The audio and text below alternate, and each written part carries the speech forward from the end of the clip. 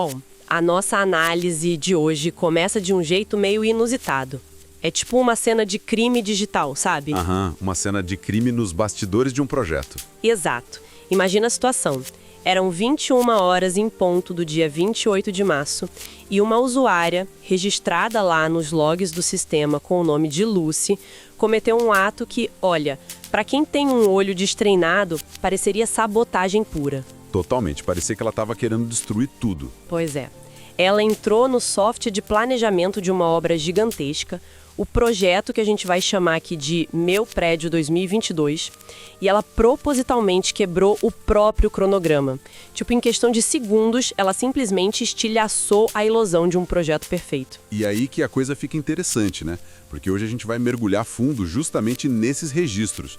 A gente vai analisar linha por linha desses logs. Sim, para entender o porquê disso. Exatamente. Entender por que destruir esse cenário ideal de perfeição matemática é, na verdade, a única forma de garantir que um planejamento sobreviva ao mundo real. A gente vai fazer essa jornada hoje saindo daquela velocidade máxima teórica e batendo de frente com a viabilidade prática. E o mais fascinante, pelo menos para mim, que fiquei super curiosa além do material, é que a gente não tá aqui falando de um manual de teorias abstratas, né? Não, de jeito nenhum. São dados reais. Sim, os logs capturaram o cérebro da operação lidando com a frustração ali em tempo real. A gente vê a física matemática colidindo com a poeira do canteiro de obras. É a evolução mental de quem planeja, né?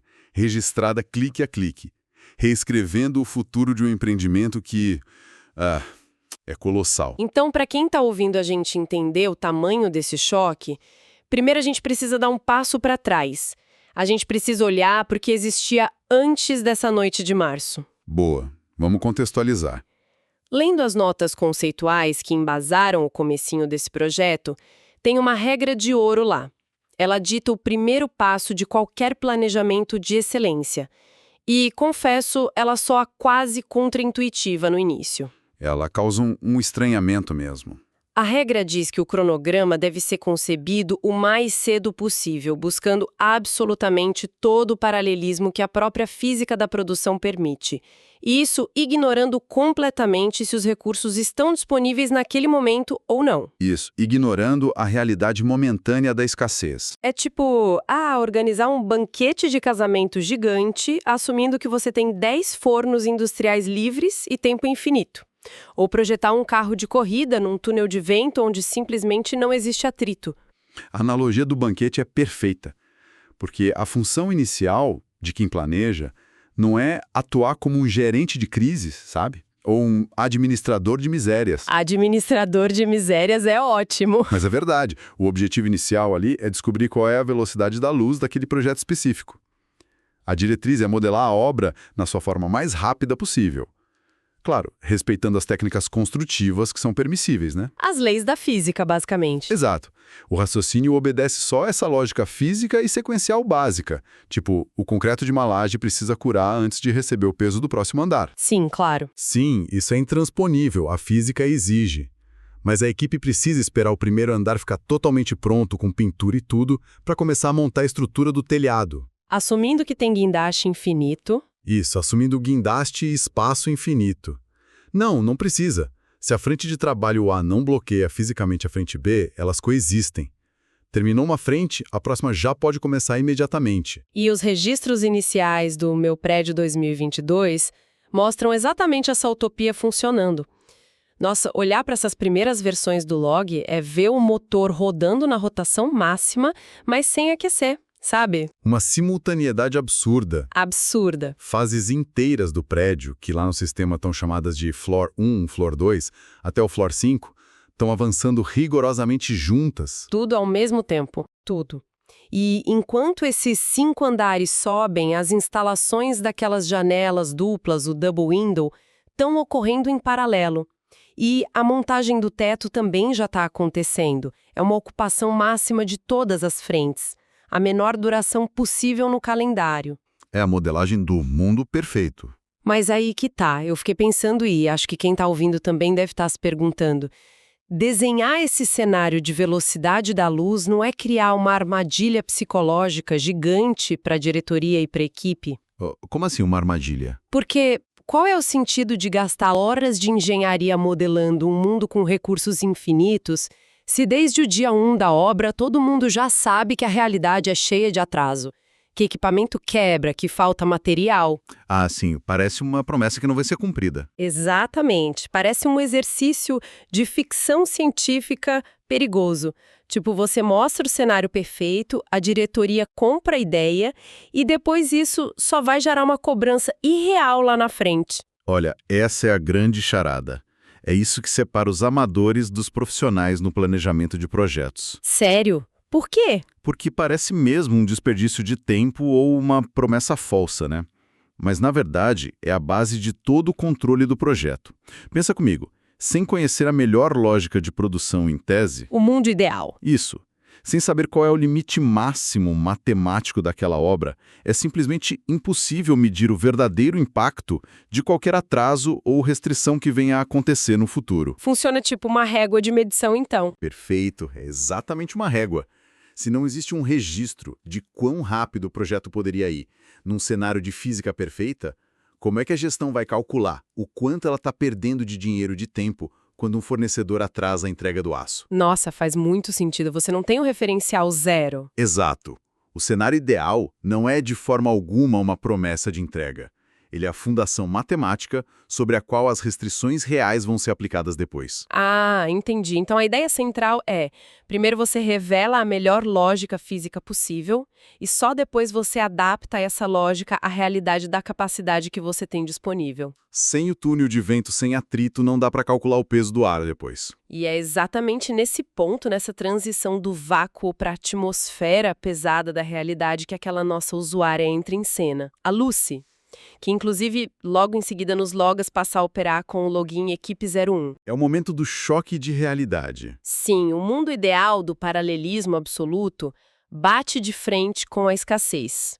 O dono da cozinha avisa que, na verdade, só tem um forno funcionando para aquele banquete todo. E aí a mágica, ou o caos, acontece. Quando a disponibilidade de recursos não consegue mais acompanhar aquela lógica construtiva ideal, o planejamento é forçado a assumir um comportamento brutalmente diferente. Ele muda de forma. Totalmente. O paralelismo, que até então reinava absoluto e deixava tudo lindo no papel, é estrangulado. Ele é convertido em sequenciamento. A fila indiana das tarefas. Isso. O foco do planejamento sofre uma mutação. Ele deixa de ser aquela pergunta de o que tecnicamente pode acontecer junto e passa a ser uma questão de sobrevivência puramente logística. Que é o que dá para fazer agora. O que realmente consegue ser executado com a restrição que a gente tem hoje. O plano, então, se reorganiza. As atividades são empurradas para frente no calendário, justamente para viabilizar tudo o que precisa ser feito, só que dentro de uma nova margem de tempo. E a mecânica de como isso acontece dentro do software, lendo os logs, é impressionante. É uma briga matemática. Uma guerra invisível. Sim, os logs revelam os bastidores dessa crise. A usuária Equipe01 cria um recurso específico lá no sistema. Ela batiza esse recurso de Permission Pass, um passe de permissão. O famoso gargalo. Exato, esse é o gargalo. É a representação digital de que não tem espaço, ou não tem equipamento, ou não tem gente suficiente para fazer tudo ao mesmo tempo. E quando ela injeta esse recurso no sistema? Nossa, começa uma verdadeira guerra de algoritmos. O software entra em parafuso para tentar resolver. É que esse Permission Pass, ele age como se fosse um funil numa rodovia de 10 pistas, sabe? As tarefas que antes corriam livres a 120 por hora, agora colidem nesse único ponto de estrangulamento. E o software precisa resolver quem passa primeiro. Exato. Como ele faz isso? Calculando folgas e caminhos críticos. Quando 5 atividades exigem o mesmo passe de permissão, ao mesmo tempo, o algoritmo varre a rede inteira de dependências. Para descobrir quem está mais atrasado. Para descobrir qual daquelas tarefas tem a margem de atraso zero. Qual delas, se atrasar um diazinho sequer, empurra a data de entrega do prédio inteiro lá para frente. E é aí que aquelas propriedades de prioridade no log simplesmente enlouquecem. Eu vi isso lá, a gente vê o código alterando os valores de priority freneticamente. É uma dança das cadeiras virtual. Sim, fases inteiras, do floor 1 ao floor 5, que antes estavam amigas, agora estão disputando espaço à tapa com o transporte e com a montagem. A competição fica feroz. Fica. As prioridades saltam de 9.000, aí sobem para 9.995 e chegam a bater no limite de 10.000. O que antes era uma orquestra operando em sincronia perfeita, vira um grupo de tarefas brigando por sobrevivência. E só o mais forte sobrevive. Literalmente. A atividade que bate prioridade 10.000 ganha o passe e avança. E aquelas que ficaram com 9.995 são paralisadas e o sistema empurra elas para a próxima semana. Essa alteração massiva, né, ali nas entranhas do código simboliza a criação do que o material chama de coerência de execução. Coerência de execução. Gostei desse termo. É quando o planejamento engole a realidade de que nem tudo que pode começar consegue começar. E as notas conceituais resumem isso de uma forma brilhante. Elas dizem que esse processo troca a ilusão de velocidade pela coerência de execução. Fica menos bonito, mas fica real. O plano fica muito menos otimista no papel, só que ele se torna uma ferramenta de fato viável lá no canteiro de obras. Tá, mas aí eu tenho que fazer o papel do advogado do diabo aqui de novo. Manda. Aceitar esse estrangulamento logo de cara, nivelar a obra por baixo e criar essas sequências baseadas na falta de recursos, isso não soa como um baita de um comodismo tático? Comodismo. É, tipo, um banho de água fria na equipe técnica. Eles não estariam simplesmente aceitando a derrota da escassez sem lutar? Como assim lutar? Lutar com a diretoria por mais orçamento, pedir mais guindaste, contratar mais gente. Por que não manter aquele plano ideal, super veloz, e forçar a empresa a entregar os recursos para fazer acontecer? Olha, esse é um pensamento comum, mas é uma armadilha. Porque manter um plano irreal não força a empresa a dar mais recursos. Sabe o que ele força? O quê? Força a equipe técnica a assumir a culpa pelo atraso que com certeza vai acontecer.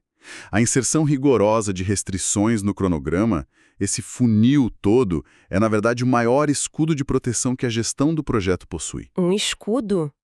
Mas não parece que estão jogando a toalha? Não, porque trata-se de substituir o embate político por dados puros. Imagina, quando aquele cronograma utópico falha no mundo real, a diretoria olha para a engenharia e diz: bom, vocês prometeram entregar em 12 meses e não entregaram. Vira um jogo de apontar dedos, né? Exato.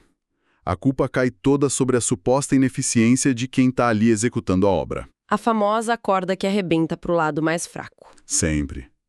Agora, imagina o cenário oposto. O planejamento mostra aquela velocidade máxima inicial que a gente falou. 12 meses. O cenário da física perfeita. Isso.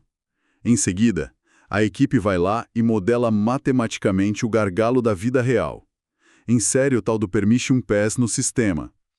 O software calcula o sequenciamento, atrasa as tarefas de menor prioridade e prova com milhares de linhas de cálculo inquestionáveis que com apenas um guindaste a obra vai demorar 18 meses. Ah, entendi. Eles mostram a conta fechada. A discussão sai totalmente do campo da opinião ou daquele heroísmo corporativo e entra no campo da engenharia de dados. É tipo, contra fatos não há argumentos. Perfeito, a equipe vira para a diretoria e demonstra o diagnóstico clínico.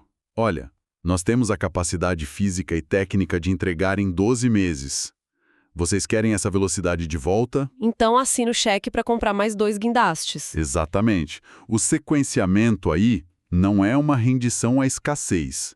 Ele é o argumento técnico provado matematicamente para combater essa escassez. Nossa, essa inversão de perspectiva é muito poderosa mesmo. É usar a restrição a seu favor. Então tá. A equipe sobreviveu ao choque de realidade, modelaram a física ideal, aplicaram o funil da restrição e deixaram o software resolver a briga matemática. O cronograma agora está realista. Imune a críticas infundadas. Totalmente. Mas aí isso cria um problema humano gigantesco, né? O problema da comunicação. Sim, porque como é que você vai comunicar essa teia de aranha super complexa de dependências para quem vai botar a mão na massa todo dia?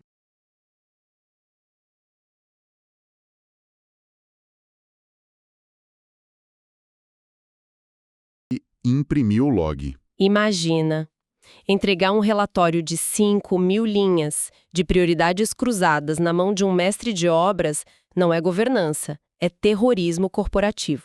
O cara vai olhar aquilo e não vai entender nada do que ele tem que fazer na segunda-feira de manhã. E é por isso que o planejamento puramente matemático falha miseravelmente se ele não for bem traduzido, e aí a gente chega num ponto crítico da análise desses registros. A parte da linguagem. Isso.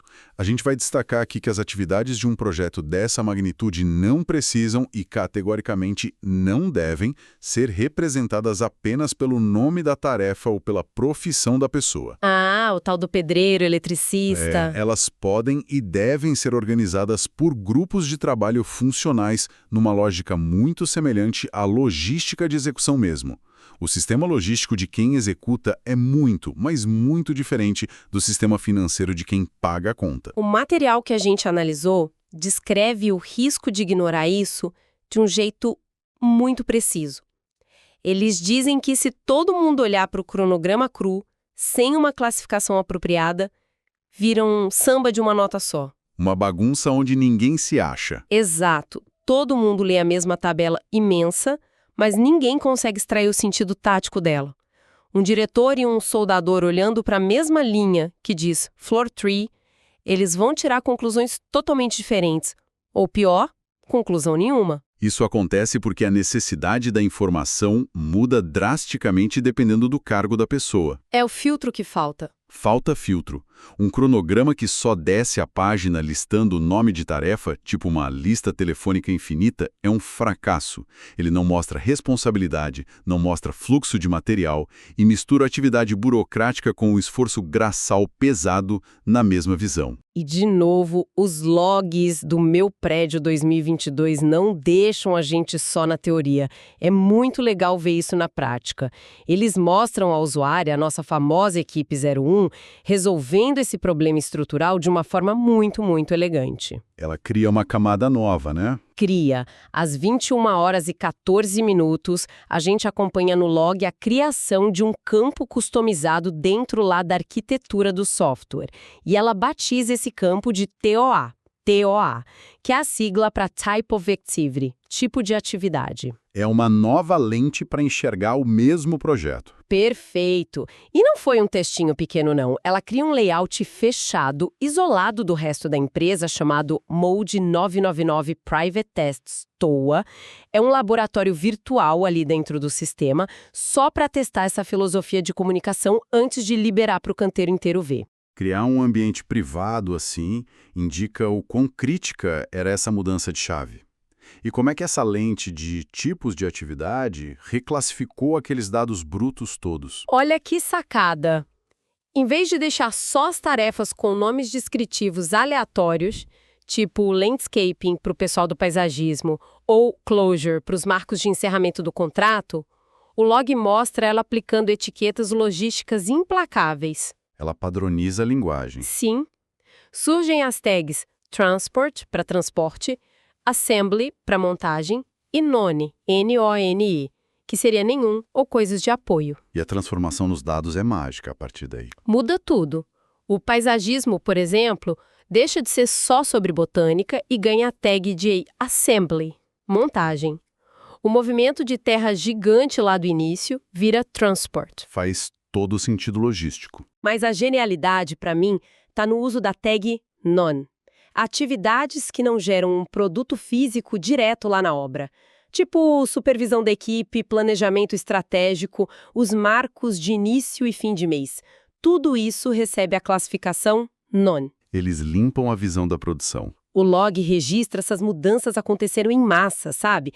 Pegando blocos inteiros da atividade 21 de transporte até a 126 de paisagismo e etiquetando tudo. Essa separação do que é assembly e transport, em oposição ao que é non, é a base da verdadeira inteligência gerencial. Porque separa o braçal do burocrático. Exato. A execução no campo, os trabalhadores, eles precisam entender exclusivamente o que produz. Para a equipe que está com a bota na lama todo dia, saber que o diretor vai aprovar um marco financeiro na sexta-feira é apenas ruído, não serve para nada. Só polui a tabela deles. Eles filtram o cronograma só pelas tags de montagem e transporte, e aí eles enxergam a sequência limpa do fluxo de material. É o foco total no produto. Foco absoluto. E, por outro lado, para a coordenação e para a diretoria executiva que está lá no escritório, o barulho das betoneiras e a quantidade exata de janelas duplas instaladas no dia obscurecem a visão estratégica. Eles não querem saber da janela. Eles precisam distinguir rapidamente o que é trabalho físico do que é o trabalho de governança. Então, ao isolar essas atividades de planejamento sobre a tag None, o gestor filtra a tabela e enxerga só o que governa o projeto. E para quem está desenhando o cronograma no software, essas tags conectam tudo de uma forma muito mais rastreável. Tem uma analogia que eu pensei aqui que captura perfeitamente o impacto dessa classificação TOA. Imagina o roteiro de um filme de Hollywood. Um calhamaço de 200 páginas, pesadão. Aham, tô imaginando. O ator principal, o diretor de fotografia e a figurinista, todos eles recebem exatamente o mesmo documento impresso. A base de dados, a história, é idêntica para todo mundo. Mas o que eles procuram lá dentro é diferente. Totalmente. Para que o filme aconteça, eles precisam extrair informações completamente diferentes daquelas páginas. O ator vai lá e passa um marca-texto amarelo só nos diálogos dele, para entender a emoção da cena. Ele ignora solenemente onde a luz vai ficar. A luz não é o produto dele. Exato. Já o diretor de fotografia lê a mesmíssima cena, focando em onde o sol vai se pôr, que horas são, onde os refletores têm que entrar. Ele ignora o figurino e a figurinista só lê as entrelinhas. Aquela parte que diz que a cena se passa na chuva, para ela saber que o casaco do ator precisa parecer pesado e úmido na gravação. A analogia é sensacional. Se os três tentassem absorver todas as informações técnicas de todas as áreas ao mesmo tempo, sem o filtro da própria função, o set de filmagem ia paralisar no primeiro dia. Ia ser um caos. A classificação com Type of Activity faz exatamente isso. Tira o cronograma daquele formato horrível de livro de telefone, onde tudo tem o mesmo peso visual, e converte ele num manual de instruções focado no usuário final. A logística lê a necessidade de guindaste, a montagem foca na ordem das peças, a diretoria acompanha o financeiro. Cada área ganha o seu roteiro filtrado. O ruído desaparece. Sabe, vendo essa evolução registrada num sistema, fica muito claro que o planejamento de alto nível é muito mais sobre comportamento humano e gestão da atenção do que sobre ficar preenchendo célula de planilha. Fascinante pensar nisso, né? Que carimbos frios de data e hora num servidor qualquer, vindos de um computador lá com um nome genérico, conseguem contar uma história tão profunda sobre como a gente lida com desafios complexos. E é uma jornada completa. Sim, a gente começou lá no alto, naquele ambiente sem gravidade e sem atrito, explorando o paralelismo sonhador da física, onde a regra era só descobrir a velocidade máxima absoluta de construção. Onde a gente não se preocupava com a falta de recurso. E então a gente assistiu esse mundo ideal sofrer a colisão com a escassez, a introdução do tal do passe de permissão. O que era simultâneo e lindo virou estritamente sequenciado. A lógica construtiva cedeu espaço para a viabilidade operacional, né? E provou que o realismo é, no fim das contas, a melhor defesa para justificar qualquer prazo para a diretoria. E, por fim, a etapa da tradução de tudo isso. Pegar esse mar de dados brigando entre si e embalar tudo com etiquetas funcionais, tipo assembly e none, para garantir que o excesso de informação não segue quem só precisa executar o trabalho braçal. E a beleza desses princípios todos é que eles transcendem completamente a engenharia, sabe? Para a vida pessoal, você diz? Sim, essa mecânica de primeiro desenhar a velocidade da luz do seu objetivo e só depois aplicar o funil implacável dos recursos que você tem no bolso serve para qualquer processo. Pode ser organizar uma transição de carreira, criar uma startup, organizar as finanças de casa. Sério, separar o assembly do none muda a vida. Muda. A capacidade de classificar mentalmente o que é o esforço central que te move e o que é pura distração ou burocracia é o que divide quem só se mantém ocupado de quem realmente gera algum progresso. Todos nós operamos com algum tipo de passe de permissão diário. O segredo é entender como as nossas prioridades reagem a ele.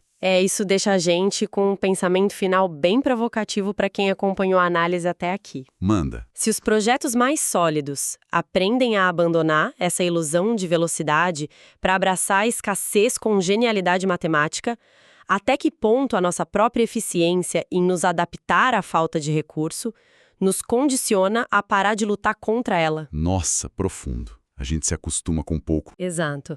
Se a gente passar a vida toda criando lógicas brilhantes para organizar o trabalho em volta de um único forno funcionando, a gente corre o risco de esquecer como é que se constrói uma cozinha novo, sabe?